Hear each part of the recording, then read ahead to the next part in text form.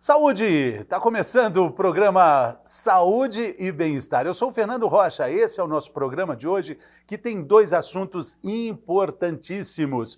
Vamos falar de uma data mundial, conhecida como Dia Mundial Sem Tabaco, uma data criada pela Organização Mundial da Saúde para alertar sobre mortes evitáveis relacionadas ao tabagismo. É o dia 31 de maio, dia para pensar sobre isso. A gente também vai falar sobre doenças recorrentes na região da cabeça e pescoço. Vamos falar também de HPV nessa região. Vamos falar sobre coisas muito interessantes no programa que está começando agora.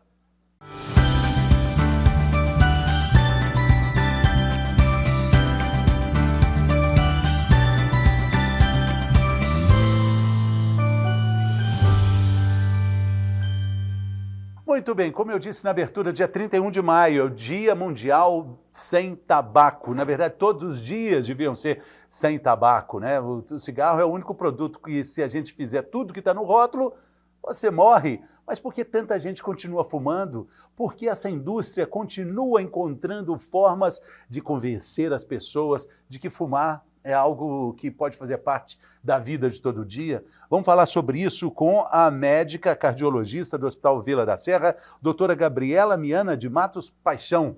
Bem-vinda, doutora, tudo bem? Obrigada, Fernando, muito obrigada pelo convite. A alegria é nossa de ter você aqui.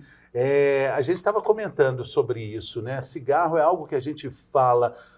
Você acha que tem algum fumante no mundo inteiro, no planeta Terra, com 8 bilhões de habitantes, tem alguém que fuma sem saber o tanto que o cigarro faz mal? Não tem, né? Mas a gente tem aí, conforme você falou, a indústria, né, que coloca uma certa magia aí no cigarro, né?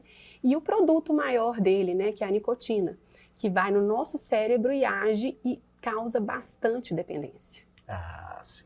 A gente não pode esquecer toda a nostalgia que esteve em torno de um cigarro no meio dos dedos aqui, da fumaça, músicas que foram feitas falando sobre o cigarro, né? Como ele esteve presente na nossa vida, na nossa rotina de sempre, né? Através até dessa indústria hollywoodiana também, né? Sim, né? Você vê, né, os filmes mais antigos, né, as pessoas fumando nos corredores, nas boates, nos shows, aquelas mulheres todas assim bonitas, né, com aquele batom, os homens todos galanteadores, né? Então teve um trabalho muito grande da indústria para vender o cigarro, né? E muito antes a medicina também não sabia de todos os males, mas agora essa desculpa já não é mais verdadeira. Uma letra de tango maravilhosa chamada Fumando Espero, Smoke in Your Eyes, um filme, uma letra maravilhosa, mas isso tudo veio por terra quando a indústria norte-americana, a indústria da saúde americana, percebe que os malefícios do cigarro eram maiores que os benefícios da arrecadação de impostos, né? Tem muita gente morrendo disso aí, né? Com certeza, né? A cada ano aqui no Brasil a gente tem 150 mil mortes, né? Se a gente for falar no mundo, são 8 milhões, né? De causas diretas e indiretas ao tabagismo, né? E a gente sabe que ele não tem um efeito só para o tabagista, ele também tem a questão do fumante passivo, que está lá dia a dia inalando aquela fumaça e também pode sofrer as consequências, né? 150 mil mortes que a gente pode afirmar evitáveis, né? Evitáveis, né? De doenças evitáveis. Agora, com relação a essa evolução da indústria do cigarro, que não para de ganhar dinheiro, porque não para de ter gente começando a fumar, né? Porque tem uma hora que tem que começar, né? E cada vez mais cedo, né? Sim, o que tem se observado e preocupado muito é a questão do início do tabagismo numa idade assim, de 12, 13 anos, né? Do primeiro contato. E aí, o que acontece? O cigarro tem a nicotina vai no cérebro e libera o que a gente fala do hormônio do prazer, né? A dopamina. Então, isso gera um bem-estar naquele momento, né? E isso vai gerando a dependência. Atualmente, a gente tem, né, o cigarro eletrônico, né, o chamado vape, que vem saborizado, né? Que aí não tem aquela coisa impalatável daquele início do cigarro do fumante. Então, os jovens, eles estão iniciando, às vezes, com o vape, e depois eles passam aí para o cigarro de palha, aqui em Minas a gente tem bastante, o cigarro branco, e todos são muito maléficos. O paioso, né? A gente tem falado sobre o vape, a gente fez um programa aqui sobre ele, porque ele é atrativo, ele tem uma jovialidade na embalagem, né? É colorido, é vendido nas baladas. É um paradoxo, porque é proibido pela nossa vigilância sanitária, né? É proibido. É proibido. Ele não pode ser comercializado no Brasil, mas de fato né? Porque se você vai em qualquer aí balada ou até mesmo postos de conveniência, você consegue adquirir de forma fácil, né? Sabores? Tem um custo maior, sabores diversos. Então, como se estivesse aí chupando uma bala, né? É. E ainda libera essa nicotina que dá todo o efeito. Então, não tem nem aquele momento impalatável, né? Vai para a nicotina, libera dopamina e isso vai gerando a dependência. E aí que a indústria consegue, né? Porque ela já criou o dependente. Já criou. Ali ela ganhou. Aí ela ganhou. E ela não tem, o cigarro eletrônico, ele não tem aquele aspecto negativo, porque hoje o fumante é quase um espalha-bolinho, né? Ele está lá, peraí, gente, deixa eu fumar aqui, sai todo mundo de perto, né? O fumo não é socialmente aceito, né? Não dá para fumar em lugares fechados, enfim. Mas o vape dá.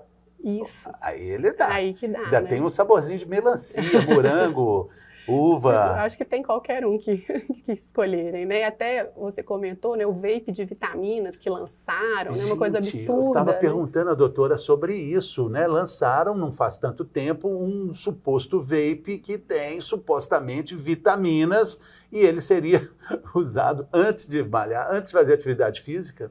É uma coisa totalmente fora, né? Que a gente sabe o efeito. O que a nicotina vai fazer? Aumentar a frequência, aumentar a pressão, né? E ainda expõe a pessoa a fazer uma atividade física e coloca o coração ainda mais em risco, né? Pois é. Como é que no mundo, dentro da sua vivência clínica, doutora, como é que o mundo está lidando com isso? Porque nos Estados Unidos, casos frequentes de mortes ligadas ao cigarro eletrônico, na Europa também. Eu acho que em breve vai chegar uma contraofensiva mundial contra isso, não?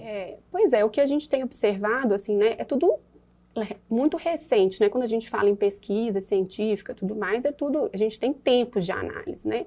Então, o cigarro eletrônico veio como incógnita, né? Mas já tem aí vários casos, né, publicados e confirmado de uma fibrose pulmonar grave induzida por ele. Ou seja, é o pulmão todo inflamado e cicatrizado. É pior do que o cigarro. E mais rápido. E mais rápido. A proporção de câncer de pulmão para o fumante é 40%? Isso, é maior, né? Um pouco mais do que 40%. Né? O câncer de pulmão, que é um dos mais sérios, né? E sem falar assim, né? Eu tenho viés de cardiologista, né? Qual que é a doença que mais mata no mundo? Doença cardiovascular. E qual a causa? Geralmente infarto, né? Doença arterial coronariana, entupimento dos vasos. E o cigarro é o principal fator de risco, principalmente para a população jovem. E não tem, é difícil achar um câncer, a gente fala muito sobre tipos. Outro dia fizemos um programa sobre câncer de bexiga. Qual é uma das complicações? O cigarro. O cigarro está envolvido em qualquer coisa errada, qualquer coisa atrapalhada tem um cigarro no meio. Porque o que ele promove? Ele promove uma inflamação geral no corpo, principalmente nos vasos, nos endotélios, que são as peles dos vasos. Isso vai gerando o quê? Morte das células, né? E formação de outras. E nessas outras você pode ter a mutação, que é aquela célula errada, que é o que começa aí a origem do câncer, né? Claro que a gente sabe que alguns são mais frequentes, como você citou, né? O pulmão, o de cabeça e pescoço, né? Porque tem aquela inalação direta, aquela lesão bem direta mesmo do cigarro. Mas todos, se você for pesquisar, lá está sempre o cigarro como fator de risco. No segundo bloco, a gente vai falar sobre câncer de cabeça e pescoço e vai ver números assim absurdos quando ligados ao fato da pessoa fumar e beber álcool e cigarro. Combinação explosiva quando a gente fala de câncer de boca, né? Com certeza. E são coisas socialmente aceitas, né? Legal, né? Tranquilo, né? Eu tenho uma amiga muito querida, cardiologista, igual a doutora Jaqueline Schultz, ex-Jaqueline Issa. Você deve ter trabalhado com ela lá em São Paulo. Maior referência em tabagismo no Brasil. Exatamente. Né? Eu conversei com ela recentemente, é uma amiga muito querida, e ela fala que um dos grandes erros quando se fala sobre parar de fumar é achar que a pessoa pode fazer isso sozinha. Na maioria das vezes, é uma luta que precisa de mais apoio do que a gente acha, né, doutora? Com certeza. Precisa ir até de uma equipe multiprofissional, né? Eu acho que existem várias falhas no processo do combate ao tabagismo, né? Começa até às vezes no consultório. O próprio médico, fuma, tá, fuma, e não entra ali, né? Não faz uma fase que a gente chama de pré-contemplação. O senhor já parou de pensar?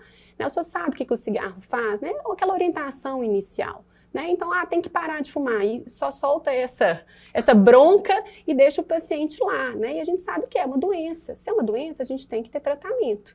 Tratamento não farmacológico, ou seja, terapia, conversa, né? E o tratamento farmacológico, que é com medicação, que a gente também tem disponível. Quem está acompanhando a nossa entrevista aqui, se já fumou ou se continua fumando, sabe como é difícil parar de fumar. Eu fui fumante. É difícil mesmo, é preciso de algum apoio. E hoje tem drogas cada vez mais evoluídas. Tem um remédio da Índia, que é um padrão ouro, quando a gente fala sobre isso. Isso, a gente tem uma medicação, a vareniciclina, né, que ela é um agonista da nicotina no cérebro. Então, ela ajuda porque ela faz exatamente o benefício que é a nicotina, mas de uma forma controlada, né? Ela vai lá no cérebro e entra no agonista e ajuda, né, muito o paciente a parar, porque ele vai continuar tendo aquela sensação, né? Agora, qual que é a questão? Não é só, a medicação tem que vir junto de todo esse processo, né, do apoio, de estar passo a passo com o paciente, né? E, muito importante, há uma média, os pacientes tentam pelo menos, numa média, 3 vezes parar de fumar, até conseguirem. Então, a gente não pode colocar como fracasso, sabe? Não consegui, pronto. Não, isso é esperado. Né? E tentar ver o que ele fracassou, qual situação que foi esse gatilho, para tomar isso como aprendizado. Existem várias coisas, né, relacionadas a essa questão, tipo, meu intestino só funciona quando eu fumo cigarro. Então, só vou ao banheiro fumando, enfim. Tem alguma relação, né? Porque o intestino é nosso segundo cérebro, talvez o primeiro, né? A gente tem a liberação, né? Aí a contrapartida, que é o parasimpático, é que faz a contração intestinal e libera, né? Existe a relação. Outra coisa também, a questão de ansiedade, compulsão, né? Porque muita gente, né? As pessoas que fumam, em geral, elas têm, né, um padrão compulsivo de ansiedade. E aí, quando para, tem aquele medo de engordar, né? Isso é muito frequente. Mas eu não quero parar porque eu vou engordar. Isso existe mesmo, sabe? A gente vê um ganho de peso. Mas aí você vai tentando achar armadilhas. Por exemplo, assim, eu falo, água. Quer fumar, bebe um copo d'água. Uso muito isso. Escovar os dentes. Escovar os dentes, chupa gelo, né? São tentativas aí que realmente funcionam junto com, dependendo do paciente, do grau de dependência, e a gente avalia isso por meio de uma escala que chama Fargestrom, que é uma escala que a gente pergunta algumas coisas do dia a dia, qual que é o cigarro mais importante, né? Se o paciente acorda e já fuma, né? Isso já é um sinal de uma dependência maior, que ele vai precisar. A gente não pode achar que é só isso, né? Eu acho que isso é muito importante. Normalmente os mais importantes são esse cigarro da manhã, é muito bom. É o da manhã. E tem o depois das refeições também, né? O cigarro da manhã, né? Aquela coisa, o que é a primeira coisa que você faz quando acorda? É o primeiro cigarro, né? O que dá aquele prazer. Isso pontua bastante nessa escala, né? Quer dizer, aí vai ficando mais difícil de parar, né? Porque a pessoa está muito dependente, Porque a pessoa está com alta dependência. E aí, sim, a gente tem a indicação do tratamento medicamentoso, junto com o apoio, né? Não é só dar o remédio e deixar, né? E um ponto de atenção, né, também, o Dr. Drauzio Varela, que é outro também, um guerreiro na luta, né, ele foi fumante também, e ele fala que se ele pegar um cigarro e colocar na boca, ele volta a ser fumante. Então não dá para subestimar o inimigo, né, doutora? Não, é todo dia. A senhora já fumou? Já fumei. Também luta, quer dizer... Não, fumei recreativo, né, quando a gente está falando aquela coisa da juventude, mas... que dá bem-estar, dá. Por que tem tanta gente fumando? Exatamente, é o que a gente falou. E tem alguns hábitos, tipo, eu até fazia isso, pegava assim, você está numa mesa, tem alguém que está fumando, fala, se eu cheirar aqui para ver o cheirinho do cigarro, você fica, evitar, né? Tem que evitar. Evitar o contato ali, a proximidade, né? Muita gente, esse hábito, né, que você falou de colocar, né, então às vezes a gente fala de orientar, pegar uma caneta ali e ficar segurando, cenourinha, chuchu, abobrinha, deve ficar bom. São coisas, né, mas eu acho que o mais importante, quanto mais tempo, né, o que a gente percebe? O benefício de parar de fumar, ele é praticamente imediato. Com 20 minutos, a sua pressão já regula, a sua frequência cai. Então, o nosso Adriano, o Gogó de Ouro, nosso produtor, narrador maravilhoso. A senhora torce para o Atlético. Sou. Em breve vai estar vendo gols narrados brilhantemente por ele. Cruzeiro, Atlético América, fantástico. Ele fez uma lista aqui, olha. Vamos mostrar aqui, 20 minutos depois de fumar. O que acontece? 20 minutos, parei de fumar, tem 20 minutos. Pressão e a frequência normalizam, né? 2 horas sem fumar. Você já não tem mais nicotina circulando. Olha só. E vamos continuar, 8 horas sem fumar. O nível de oxigenação no sangue já normaliza também. Então, seu fôlego já melhora. E depois de um dia inteiro... Olfato, paladar, normaliza, né? As pessoas voltam, porque elas acabam tendo a sequela também no próprio paladar, né? No cheiro, né? Eu acho que as pessoas talvez não vão conseguir lembrar, muita gente não vai lembrar, como eram as baladas, os restaurantes antes, quando todo mundo fumava. Você voltava para casa todo cheirando cigarro, né? Tinha que deixar a roupa lá, né? Senão deixava a casa, né? Toda com aquele cheiro. Hoje em dia isso já não é mais possível, porque ainda bem, nós temos uma lei antifumo maravilhosa, graças ao ministro da Saúde, José Serra, doutor Adib Jatene também, foram 2 grandes lutadores com relação a isso, né? Mas o olfato melhora demais, né? O paladar também melhora, né? Aguça tudo, né? Porque você perde, né, células ali, as papípulas, né? E aí você vê com quanto pouco tempo aí você já consegue, né, 2 dias, assim, já ter uma recuperação. Agora, depois, aí a gente vai ter 1 ano sem fumar, o risco de morte por infarto é reduzido pela metade. Isso. 10 anos, o risco de sofrer infarto é igual das pessoas que nunca fumaram. Sim. E o câncer, né, com 5 anos, o câncer de pulmão também, o risco diminui metade. Com 15 anos, parando, ele se iguala à população não tabagista, né? Então, são ganhos muito importantes. A gente falando aí sobre o Dia Mundial Sem Tabaco, um dia para prestar atenção nisso, né? Um dia para entender como é que essas transformações acontecem, mas também para procurar ajuda. Não é simples parar de fumar. E é preciso, existem mecanismos. Existe acesso à população? O SUS tem algum programa? Tem. As unidades básicas de saúde, elas têm um programa de cessação do tabagismo, né, em que o paciente ele se insere numa equipe multiprofissional, que ele faz aí conversas semanais, né, e ele disponibiliza de 2 medicações, né, dos adesivos com a nicotina, né, e de uma medicação que é a bupropiona. Tá? Que ela é uma medicação antidepressiva, né, que aumenta os níveis tanto de noradrenalina e dopamina, para tentar conter essa questão da ansiedade, do prazer que a nicotina dá, para que o paciente fique mais tranquilo nesse processo. Costuma funcionar? Funciona. Ele não tem esse padrão ouro, né, que a gente comentou. Que é né, esse ainda, remédio que ainda não está disponível no Brasil, né? Não, ainda não está, né? A gente teve disponível, depois saiu e agora está voltando. A gente não tem, nunca teve no SUS esse medicação. Que é muito caro, né? Infelizmente, aí alguns pacientes não vão ter acesso, mas só de ter esse grupo, né, de ter essa iniciativa, e é importante que está na unidade básica de saúde, próxima à casa do paciente, aí ele consegue se dirigir de forma mais fácil, né? A gente tem um sucesso. A doutora Jaqueline Schultz, que a gente falou lá de São Paulo, ela tem um método, ela levou num congresso internacional na Europa já há algum tempo, é o fumar da vergonha, né? Que, tudo bem, você quer fumar? Então, vira para a parede, de frente para a parede, né, olhando para a parede e fuma ali, entendendo ali, né? Tira o prazer do fumar, né? Sim, mas é isso que eu acho, assim, que as leis elas foram muito importantes, porque é isso. O cigarro, ele não está só na esfera da saúde, né? Ele está em várias esferas, né? E à medida que você tem essa lei antifumo, eu acho que isso ajudou muito, que aí o tabagista ele tem que ir para o cubículo. Você já viu no aeroporto? Né, os aeroportos às vezes tem um cubículo que fica lá, as pessoas inalando aquilo, e eu fico imaginando assim, gente, como? Mas é isso, é o vício, é a dependência.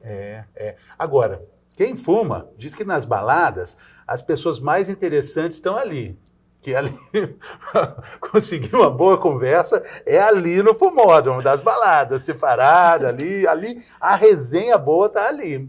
Não sei, que eu não sou fumante e nem frequento balada, mas dizem que sim, doutora. Pois é, aí fica complicado, né? Eu acho que a gente podia tentar umas baladas um pouco mais saudáveis, né? Faça esse apelo aqui aos jovens, vamos ser interessantes conversar fora do fumódromo. Claro, talvez um lugar interessante é porque a música é tão alta, tão ruim, tão difícil de você conversar, e aí no fumódromo não dá para conversar. Então, na verdade, é só abaixar o som mesmo, né? Pode deixar as pessoas conversarem. Não tem como conversar, o que vai falar? Nossa. Meus dias de balada também se aposentaram. Isso, mas realmente é algo para se pensar, né? Com Porque certeza. tem uma coisa social mesmo, tem algo assim. Mas o propósito nosso aqui é falar sobre isso, falar inclusive também do fumante passivo, né? Que às vezes você está atrapalhando a saúde das pessoas que estão à sua volta, né? Com certeza, a gente vê, né, assim, na clínica, né, já muito descrito na literatura é isso, né, então, assim, como antigamente o cigarro era amplamente aí liberado, né, então você vê esposas de fumantes, né, atualmente eu até estou com uma senhora internada que ela tem um pulmão já com alterações, né, sugestivas do enfisema pulmonar, porque a família dela toda fuma. E ela não? E ela nunca fumou, mas todas as filhas, o marido, todo mundo sempre fumou ao lado dela. E ela está pagando o preço agora. Mas imagina como é que era a nossa sociedade no lugar. Dava para fumar no ônibus, os ônibus interestaduais tinham um cinzeirinho do lado, fumar no avião. Aliás, sim, aí sim, a área de fumantes do avião, lá no fundo, era mais animada. Todo mundo queria conversar, vai para lá. Opa, e aí, o que você fuma? Luiz XV, chanceler, esse aí, antigão, né? Minister. E aí trocava essa ideia. Como é que... Então, existem relatos, assim, sobre esse período onde o fumo era mais compartilhado, o cigarro era mais compartilhado em ambientes públicos? Devia ser um absurdo. Um absurdo, né? Houve uma queda grande, né? A gente conseguiu, atualmente, assim, a gente tem um de 2019 falando que o total de população fumante no Brasil já passou de 40%, atualmente a gente está com 15%. É em torno de 12%, no sexo feminino é um pouquinho menor, os homens tendem a fumar mais que as mulheres. Então, a gente tem menos tabagistas do que a gente tinha nessa época, né? Porque o fumo era glamorizado, né? Era liberado, né? E essas pessoas, a maior parte, né, faleceram de complicações disso. E as pessoas começaram a ver, porque também, se você for pensar numa época muito mais remota, a medicina também não tinha tanto avanço, né? As pessoas faleciam jovens, não isso tinha nem era... como avaliar isso, né? Não tinha como avaliar, isso era uma coisa, vamos botar, natural, né? Ah, faleceu, teve um infarto fulminante, né? Não tinha recurso, mas agora a gente sabe. Então a gente faz o diagnóstico, né? Agora que a gente está tratando a doença, a gente tem que chegar antes disso. Sim. Então essa é a grande importância, eu acho, né, desse tema, a gente chegar antes da doença estar estabelecida. O paciente, claro, ele parar de fumar em qualquer momento vai ter benefício, mesmo com a doença estabelecida, mas antes dele ter um infarto, né, antes do susto, eu falo, a gente tem que parar antes do leite derramar. E quando a gente considera grandes cidades, Belo Horizonte, por exemplo, a gente considera a poluição como um fator que já vai ser deletério, né? Parece que em grandes cidades, dependendo de onde mora, a pessoa pode ter um pulmão de alguém que fuma, né, doutora? Dependendo de onde mora, né? O trabalho que foi feito, né? Porque às vezes pessoas que trabalham um tempo em Minas, né? A gente sabe, dependendo... Hoje em dia há uma fiscalização do ambiente de trabalho, né? Mas isso é uma coisa recente, em alguns lugares a gente sabe que também não se cumpre, né? E junto com a poluição, né? Mas eu digo Você vê assim, Cubatão, né? O pessoal que era de Cubatão, a gente teve trabalhos grandes lá mostrando isso. Lá em São Paulo, ali a doutora Arnaldo, onde ficam aqueles floristas, o doutor Paulo Saldiva fez um estudo grande, ele é um médico interessado nessa questão dos impactos de poluição, um patologista. E aqueles feirantes, aqueles floristas lá, o impacto é como se eles fumassem 2 ou 3 cigarros por dia. Agora, imagina os que fumam também. Pois é, aí está só agregando, né? Mas é importante, Fernando, falar, não existe quantidade segura de cigarro também, né? Não existem quantidades seguras, consumo seguro para... Não existe. Assim, não, eu fumo só um cigarro por dia, ou então fumo só 2, né? Isso ainda ocasiona risco. Claro que quanto maior, que a gente chama de carga tabágica, né, que é a quantidade de anos fumados pelo número de maços que a gente calcula, são maiores os riscos. Mas falar, não, é só um cigarrinho, não faz mal sim. Tá, e o cigarro de palha, né? Porque o cigarro de palha tem, assim, aquela prerrogativa, não, vou fumar, demora para enrolar, estou picando um paioso aqui. E às vezes, mas eu fumo só um, mas ele fuma um de palha que equivale a 4, 5 cigarros brancos, né? Então, na verdade, não é, né, essa coisa da roça, né, que era uma coisa até cultural um pouco isso, que chegou agora, chegam nas capitais. Com o cigarro já feito, então já está lá. Não tem nem que enrolar. Não tem nem que enrolar. Tem nem o tempo de enrolar, já chega feito, eles fumam, né, e na verdade acham, não, fumei aqui, parei. E acabam consumindo quantidades altas, às vezes até um maço por dia ou mais. E o charuto que não traga?